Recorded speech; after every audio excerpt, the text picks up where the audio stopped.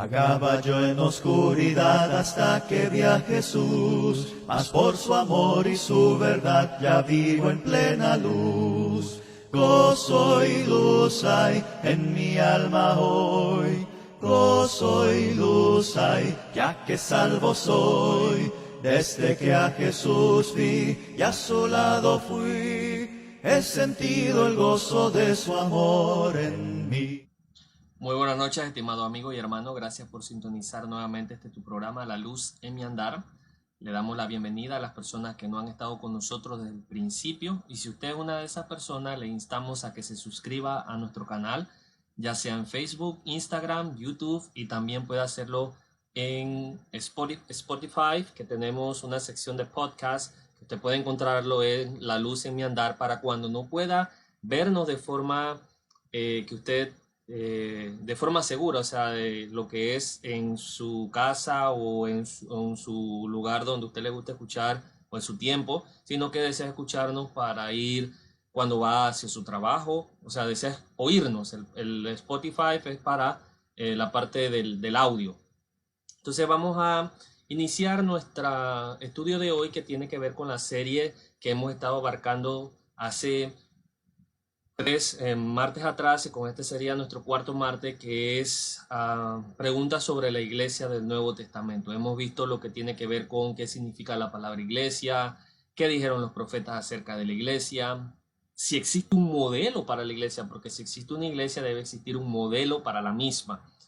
Y hoy vamos a tratar un tema muy importante, que es el tema de cuándo es vinculante un ejemplo apostólico. O sea, cuándo yo debo practicar un ejemplo apostólico. Vamos para allá rápidamente. ¿Cuándo es vinculante el ejemplo apostólico? Entonces, esta pregunta sale a colación cuando nosotros vamos en busca de lo que tiene que ver con el modelo divino. O sea, ahí lo que tenemos como mandamiento directo, implicación lógica y ejemplo aprobado. Pues ejemplo apostólico. ¿Cuándo yo sé que debo realizar un ejemplo aprobado? ¿Cuándo existe un ejemplo aprobado para mí? La Biblia nos enseña que todo lo que los apóstoles ataran o desataran aquí en la tierra se mantendría así hasta el día del juicio final. Mateo capítulo 16, versículo 19 y Mateo 18, 18. Entonces la interrogante de cuándo es vinculante un ejemplo apostólico puede sonar trivial, puede sonar simple. Sin embargo, alguien podría preguntar, ¿qué pasa con la acción de Judas Iscariote? O sea, cuando se ahorca, ¿debemos nosotros seguir ese ejemplo? Evidentemente no, porque es un ejemplo malo, es un ejemplo de pecado. Pero, ¿qué pasaría con esta otra pregunta? ¿Debemos seguir el ejemplo de los discípulos que solamente se reunían en la casa de los hermanos? Hay personas que dicen que la iglesia no debería tener un edificio propio, sino que debería reunirse en casa de los hermanos como lo hacían los cristianos del primer siglo. Esa es una pregunta que tiene que ver con el ejemplo. Porque si seguimos el ejemplo, disculpen, de practicar o de participar de la cena del Señor el primer día de la semana, ¿por qué no seguimos el ejemplo de viajar a pie para predicar el evangelio? Como lo hacían los cristianos del primer siglo, la mayoría. ¿Por qué utilizamos auto? ¿Por qué utilizamos avión? ¿Por qué utilizamos medios de redes sociales como esta para evangelizar y no vamos a pie a evangelizar? ¿Por qué? ¿En qué nos basamos ahora? Otra pregunta, ¿debo realizar un sacrificio animal como lo hizo Abel para complacer a Dios? ¿Debo acercarme a Dios a través de un sacerdote de la tribu de Leví que pueda realizar un sacrificio por mí y yo pueda comunicarme entonces con Dios? Si David adoró a Dios con instrumentos musicales, ¿por qué yo no puedo adorar también con instrumentos musicales? ¿Puedo practicar la poligamia? Dado que en el Antiguo Testamento habían patriarcas o habían personas que tenían más de una esposa. ¿Puedo practicar yo eso, la poligamia?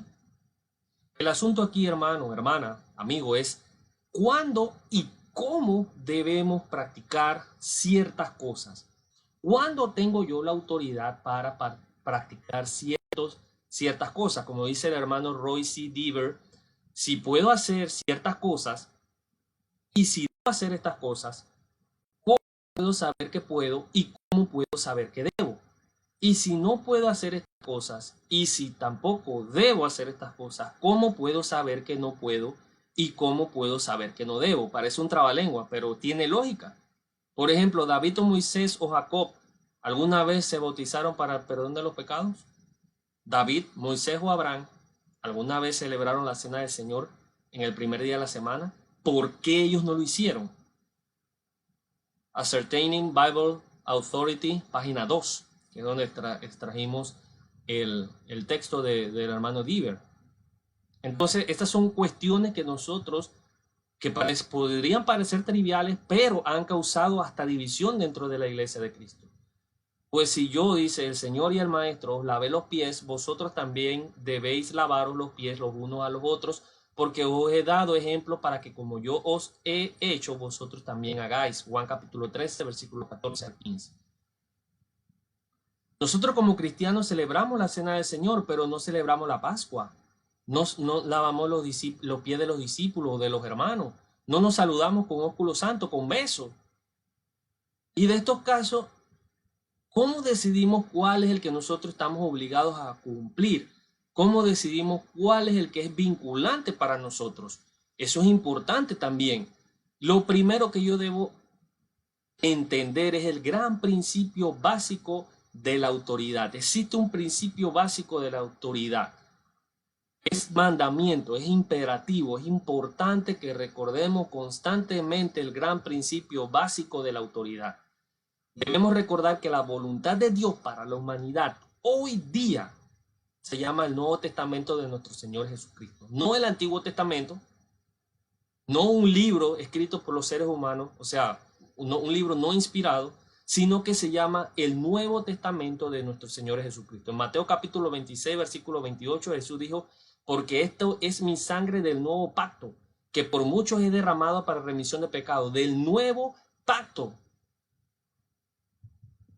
Sabemos que Cristo es el mediador del Nuevo Testamento, Hebreos capítulo 9, versículo 15. Hermanos, dice, hablo en términos humanos, dice Pablo, un pacto, aunque sea humano, una vez ratificado nadie lo invalida ni le añade. Condiciones, Gálatas 3:15. Entonces, al ser el Nuevo Testamento del Señor, o sea, de Jesús, implica que Él desea que nuestro patrón o nuestra guía sea de acuerdo a lo que dice el Nuevo Testamento. Dice Pablo, porque es necesario que todos anduvemos según este patrón, según esta regla. Y todo lo que hacéis, disculpen, hacedlo de palabra o de hecho, hacedlo todo en el nombre del Señor Jesús, dando gracias por medio de Él a Dios el Padre. Colosenses 3:17. Ahora, el nombre del Señor significa por la autoridad del Señor, o como el Señor ha autorizado, como el Señor ha permitido que se debe hacer. Hechos 4:7-10. No como el líder religioso dice que se haga, no como los hermanos se dicen que se haga, no como la costumbre se dice que se haga, no como la tradición se dice que se hace, sino como el Señor ha autorizado. Y el Señor ha autorizado por mandamiento directo, por inferencia necesaria, por ejemplo aprobado. Los seres humanos tienen el privilegio y están obligados a caminar por fe, dice, porque por fe andamos y no por vista, dice 2 Corintios 5:7. Ahora, si nosotros andamos por fe, o sea que ese es el estándar del cristiano en el caminar de la fe, es ese, o sea, en el caminar el estándar es andar por fe. Pero ¿cómo viene la fe? Dice Romanos capítulo 10, versículo 17, así que la fe viene por el oír y el oír por la palabra de Dios. O sea que para agradar a Dios nosotros debemos andar en lo que viene autorizado por Él. O sea, en lo que viene autorizado en la palabra de Él. Porque escuchamos lo que viene de Dios a través de la palabra de Él. No, donde no hay palabra de Dios, no hay fe. Y donde no hay fe es imposible agradar a Dios, dice Hebreos 11:6. Entonces, el andar del cristiano es por fe, pero la fe viene por el oír. ¿Y el oír de dónde viene? O sea, ¿de oír cualquier cosa? No, de oír la palabra de Dios. Entonces, sin fe, o sea, si no hay donde no hay palabra de Dios, no hay fe. Y donde no hay fe, no se puede agradar a Dios. Eso tenemos que tenerlo muy en claro, amigo y hermano. Nosotros, otra cosa que debemos tener en claro es que no debemos ir más allá de lo que está escrito. 1 Corintios 4:6. Tampoco debemos quitar nada de lo que está escrito. Apocalipsis 22:18-19. Tampoco debemos cambiar lo que está escrito. Dice que aquel que añada o que le traiga un evangelio diferente, dice Pablo en Gálatas 1, 6 al 9, sea anatema. Tampoco debemos ignorar lo que está escrito, o sea que no debemos nosotros hacernos como lo de la vista gorda. 2 Corintios 5, 7, Romanos 10, 17 y Hebreo 11, 6.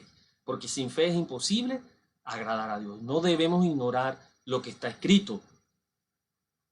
Eso es la regla o el principio básico de la autoridad bíblica. Pero existen diferencias significativas. Tenemos que tener en mente que cuando hablamos de autoridad y cuando hablamos también de autoridad bíblica, existen diferencias. Existe una diferencia entre el Antiguo Testamento y el Nuevo Testamento. Entonces existe una diferencia entre el Antiguo y el Nuevo Pacto. También otra diferencia que existe importante es que Dios ha tratado con el hombre a través de 3 eras distintas y vivimos en la última era, en la era cristiana. Recuerde que ha tratado con el hombre a través de la era patriarcal, la era mosaica, pero actualmente estamos en la era cristiana. O sea que no podemos realizar las cosas que realizaban las personas en la era patriarcal porque no corresponden a nuestro tiempo.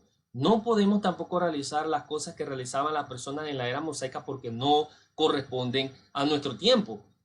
También debemos distinguir entre las cosas que son de fe y las cosas que son de opinión. Las cosas que son de fe y las cosas que debemos realizar nosotros por nuestro juicio. Hay una distinción entre lo temporal y lo permanente. Hay acciones en el pasado que fueron recopiladas en la Biblia que son temporales. No son una obligación para nosotros, pero hay acciones que son permanentes, que a pesar de que fueron en el pasado, son las mismas ahora y serán las mismas en el futuro. Debemos distinguir también entre circunstancias y condiciones. Hay circunstancias por las cuales se pudo realizar ciertas acciones y hay circunstancias que no, y hay condiciones también que se cumplieron en ese entonces. Debemos diferenciar entre una costumbre humana y una ley divina, entre la tradición y lo que es una ley proporcionada por Dios. Vamos a la pregunta correcta. La pregunta correcta, hermano, no es cuándo un ejemplo es vinculante, dice el hermano Diver. Ahorita vamos a leer el comentario que él hace. La Real Academia Española define la palabra ejemplo como suscitar con las propias obras la imitación de los demás. O sea que, ¿cuándo un ejemplo es realmente vinculante? Esa es la pregunta que se ha hecho por mucho tiempo, pero la pregunta, como dice el hermano Diver, es incorrecta, es la equivocada. Porque si es un ejemplo, es vinculante. La pregunta sería, ¿cuándo es? Entonces, si no es vinculante, no es un ejemplo. Por lo tanto, la pregunta correcta sería, ¿cuándo constituye un ejemplo el relato bíblico de una acción? O sea, ¿cómo podemos determinar que eso es un ejemplo? Y ¿cuándo quiere Dios que el registro bíblico de una acción constituya un ejemplo para las personas que viven hoy? Los efectos del ejemplo aprobado, página 21, La espada espiritual, Autoridad Bíblica, abril de 1990. O sea, ¿cuándo quiere Dios que el registro de una acción constituya un ejemplo para las personas hoy día? Esa es la pregunta correcta. Ahora, otra cosa que debemos entender es cómo debo comprender o entender el término vinculante, vincular. ¿Qué nos referimos con ese término de vincular? Vamos a decirlo así, que algunas cosas son vinculantes y por lo tanto son ejemplos en el sentido de que deben cumplirse, son exigidas, son demandadas, no hay opción, hermano, es un mandamiento, es imperativo.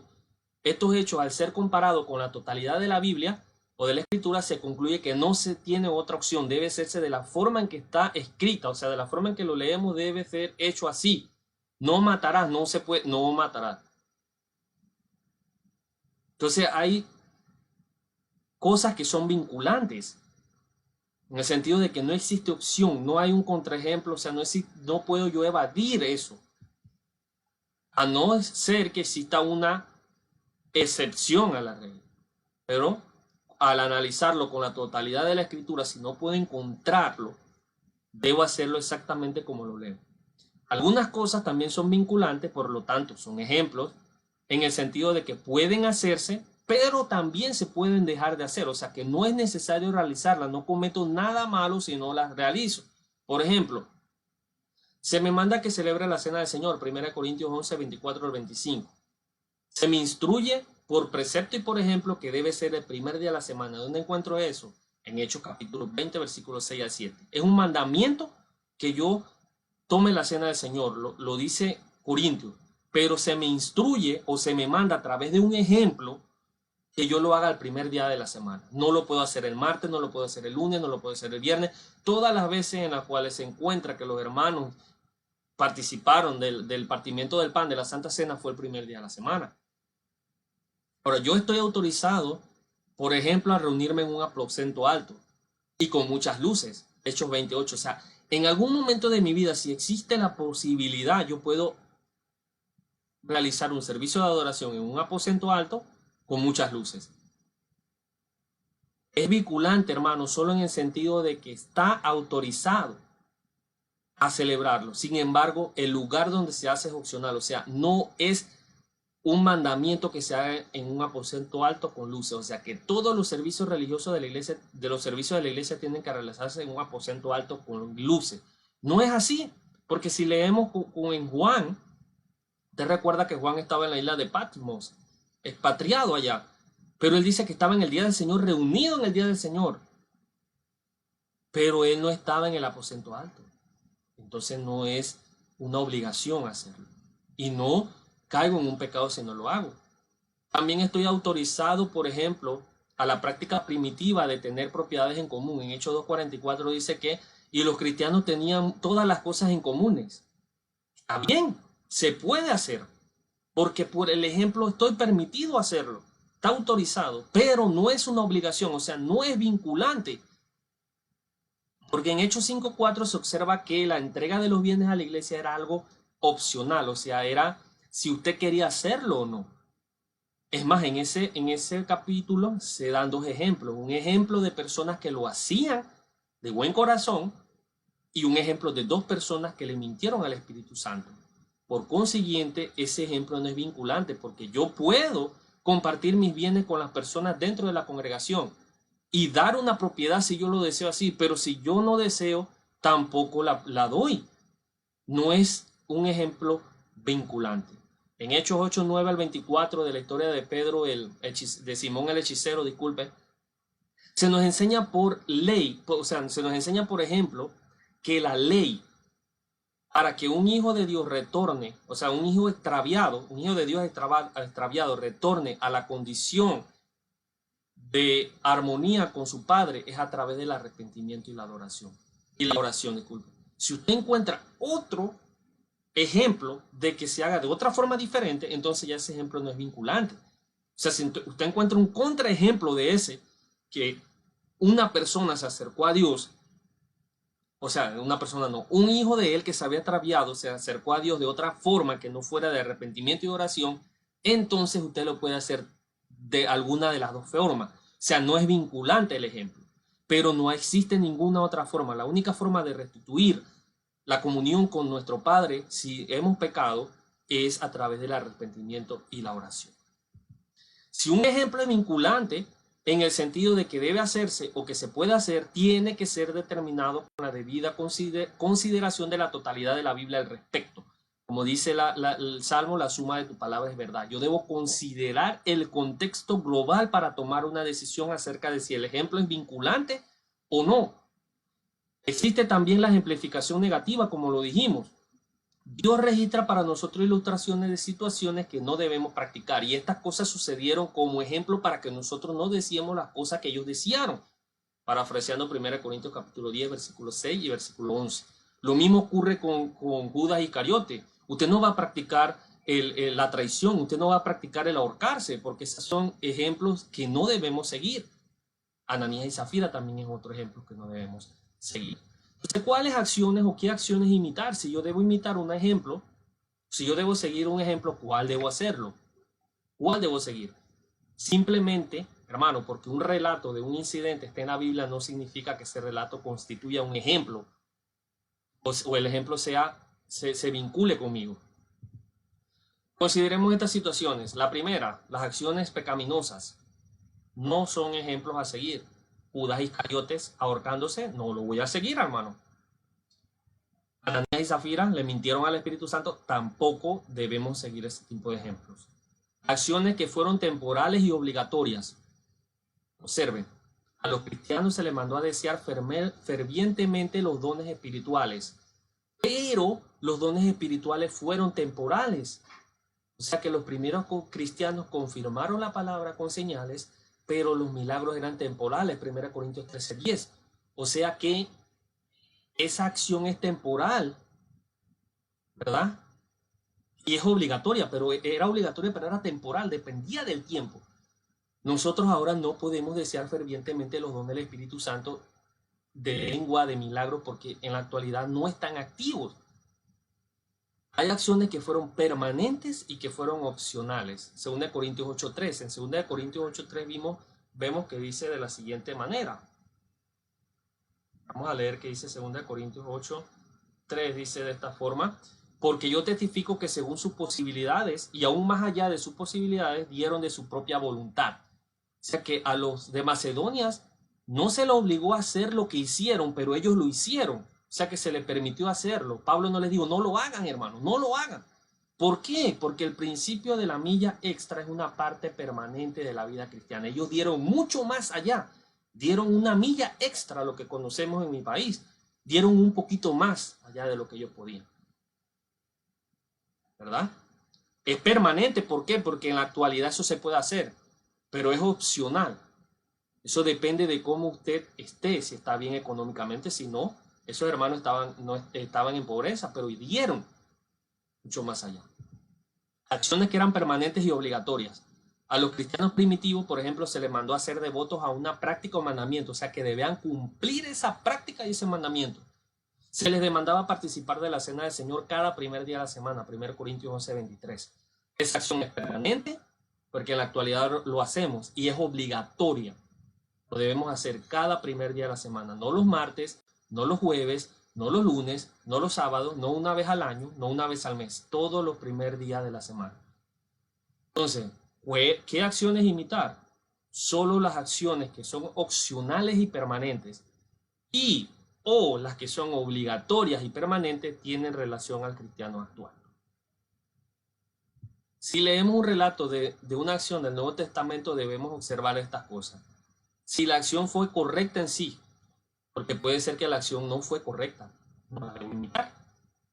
2. Si la acción era opcional u obligatoria, ¿cuál de las dos? 3. Si se refiere a un elemento permanente del cristianismo. Ahora, cuando analizamos estas cosas, solo así tenemos autoridad para imitar esa acción. ¿Fue correcta o no? ¿Es opcional o obligatoria? ¿Es un elemento permanente? ¿Se refiere a un elemento permanente del cristianismo? Si no es así, entonces ya yo sé si puedo o no puedo imitar ese ejemplo. Para determinar cuándo un ejemplo es vinculante o no, debemos considerar primero aplicación de los principios de interpretación, o sea, aplicar la hermenéutica para llegar a la conclusión de que si ese ejemplo se puede hacer o no. 2. Aplicación de los principios de la lógica. ¿Qué tiene que ver la lógica con esto, hermano? La lógica es la ciencia del pensamiento, del razonamiento. Dios quiere que yo sea una persona que razone. Debo aplicar los principios de la lógica para ver si un ejemplo es para que yo lo imite o no. Y por último, considerar la totalidad de la escritura. Dice Mateo 4:7, escrito está, dice el Señor Jesús. Considerar el contexto global de la situación para poder decidir si ese ejemplo es vinculante o no. Ahora, ¿un ejemplo excluye algo? Vamos a ver eso. Puede estar autorizado, por un ejemplo, el viajar en bote para predicar el evangelio, pero no excluye el viajar en auto. No es exclusivo que yo vaya a predicar el evangelio en bote o a pie, pero puedo hacerlo en auto, puedo hacerlo en avión, puedo hacerlo a través de las redes sociales, puedo hacerlo a través de casa en casa. Entonces ese ejemplo, ¿verdad?, no excluye a los demás. Pero ahora vamos a ver algo. El hermano Diver explica, un ejemplo autoriza lo que ejemplifica. Y esto es todo lo que podemos decir de ello. En Hechos 27 se me autoriza a celebrar la cena del Señor el primer día de la semana. Por consiguiente, es incorrecto celebrar el martes o el jueves. O sea, allí el silencio de la escritura, o sea, hay autoridad en un ejemplo, en el silencio de las escrituras. Porque allí la exclusión de cualquier otro día me permite a mí concluir que el único día que lo puedo hacer es el domingo. O sea, ahí excluye, ese ejemplo excluye a los demás. Es como el ejemplo de la madera de gofer. En el ejemplo de la madera de gofer, Dios no tenía que escribir y te harás un arca de madera de gofer. Y no la harás de cedro, y no la harás de roble, y no la harás de quira, y no la harás de cualquier otra árbol maderable, sino que lo harás de gofer. Él no tuvo que decir, no lo harás de esto y no lo harás de esto. ¿Por qué? Porque el mandamiento excluía, la ordenanza excluía a todas las demás. Existe un mandamiento también en relación a cantar, Efesios capítulo 5, versículo 19, pero es incorrecto argumentar que como está autorizado cantar, no hay nada malo en tocar un instrumento musical. Sin embargo, existe una exclusión, por lo tanto no hay autoridad bíblica para ello. No existe autoridad bíblica para que yo pueda llevar un instrumento musical y tocarlo dentro de la iglesia para adorar a Dios. ¿Por qué? Porque el mandamiento de cantar de Efesios 5:19 excluye el tocar instrumento musical. Entonces no hay autoridad bíblica para que yo pueda adorar con un instrumento musical. Volvemos nuevamente al principio de caminar por fe. Ese principio básico, hermano, debe respetarse. Por tanto, el silencio de la escritura también debe respetarse. Cuando la escritura hace silencio, también debemos respetar el silencio de la escritura. Y no existe fe donde no hay palabra de Dios. Y si no hay palabra de Dios, ¿cómo podemos nosotros saber que algo cómo podemos nosotros saber que algo puede ser practicado o no? Ahora vamos a la conclusión de este estudio. Como dije, es un estudio no tan profundo porque no tenemos el tiempo aquí. Primero, Dios desea que estudiemos su palabra para enterarnos de su voluntad. 1 Timoteo 4:13, Efesios 5:17. Segundo, hay asuntos en los cuales nosotros debemos decidir lo que es correcto. Como dice Jesús, ustedes decidan si el tiempo es malo o es bueno. Lucas 12:57, parafraseando. Debemos considerar el asunto de cómo Dios autoriza.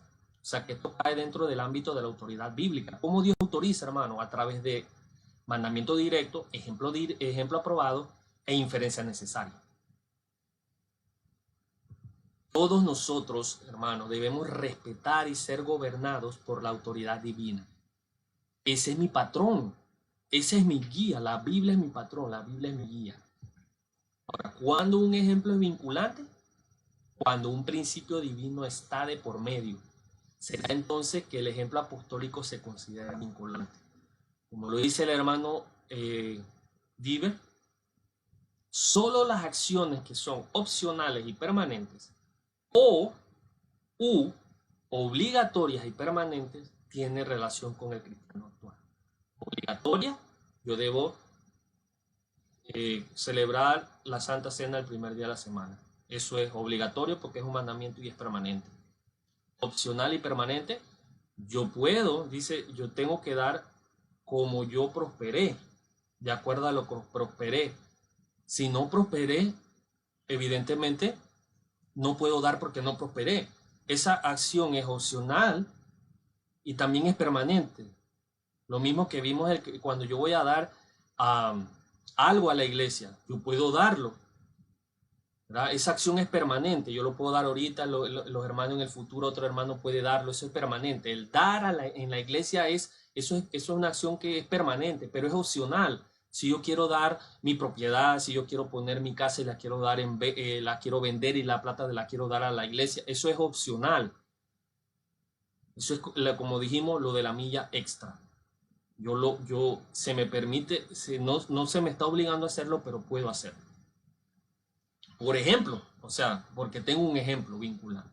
Entonces, le damos las gracias por la atención que usted prestó hoy y gracias también por acompañarnos en esta clase y le instamos a que nos acompañe el siguiente martes para poder estudiar más acerca de las preguntas de la Iglesia del Nuevo Testamento. También recuerde que el hermano Marlon está realizando una clase los lunes acerca del hogar cristiano, así que Dios le bendiga y que tenga una excelente noche y nos vemos en la siguiente clase. Dios lo bendiga, hermano. Vagaba yo en oscuridad hasta que vi a Jesús, mas por su amor y su verdad ya vivo en plena luz. Gozo y luz hay en mi alma hoy, gozo y luz hay, ya que salvo soy. Vagaba